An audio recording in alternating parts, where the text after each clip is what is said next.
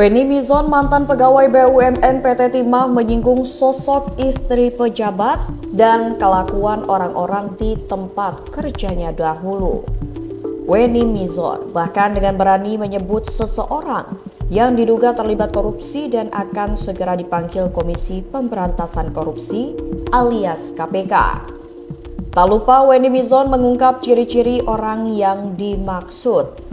Setelah menerima surat pemecatan dirinya, Weni justru menyinggung soal kelakuan orang-orang di tempat bekerjanya dulu. Weni Mizon ingin melaporkan pegawai PT Timah tempatnya bekerja dulu ke Presiden Prabowo Subianto lantaran korupsi. Weni Mizon pun menyindir seseorang yang menurutnya akan segera dipanggil oleh Komisi Pemberantasan Korupsi alias KPK. Ciri-ciri wanita itu menurut Weni sempat berkelahi dengan wartawan. Ibu kok berantem sih bu? Ibu kok berantem sama wartawannya? Aduh, ibu jangan berantem sama wartawannya. Nanti ketahuan lagi kalau ibu dayang-dayang sumbinya. Katanya dilansir dari TikToknya @wenimizon1. Menurut Weni, sebaiknya wanita itu diam saja dan jangan sampai dipecat juga oleh perusahaan. Udah ya bu ya, malu nanti ibu saya bu. Kalau saya cuma karyawan biasa bu, rakyat jelata.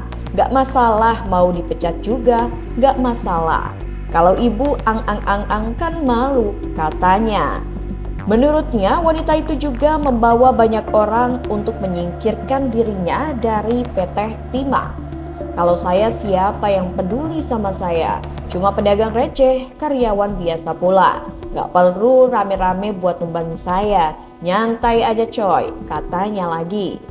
Kemudian, Weni Mizon juga pamer usahanya yang memiliki pabrik pembuatan kerupuk.